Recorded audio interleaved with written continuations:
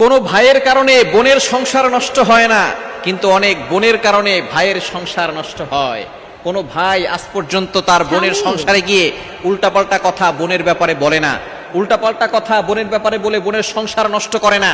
কিন্তু অনেক বোন আছে, ভাই যখন বিয়ে করে, বিয়ে করার পরে তার ভাবিকে সেই বোন দেখতে পারে না, ভাইয়ের ভাবিকে বউকে দেখতে পারে না, সে বিভিন্ন ধরনের কথা লাগায়, যার কারণে ভাইয়ের সংসার নষ্ট হয়ে যায়।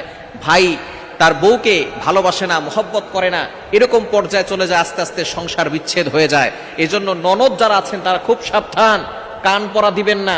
আপনি আপনার সংসার নিয়ে ভালো থাকুন, আপনি আপনার ভাই ভাবির জন্য দোয়া করুন, ভাই ভাবির সংসার নষ্ট করতে যাবেন না, তাহলে কিন্তু টিট ফর ট্যাট, যেমন কর্ম করবেন তেমন ফল পাবেন। আপনি ইট মারলে পাটকেল আপনাকে খেতেই হবে। সুতরাং আপনি যতটুকু করবেন, কামা তাদিনু তুদানু, ততটুকু ফল আপনি পেয়ে যাবেন। সুতরাং অন্যের সংসার নষ্ট করতে যাবেন না। আপনি আপনার নিজের সংসার নিয়ে আল্লাহর কাছে দোয়া করুন।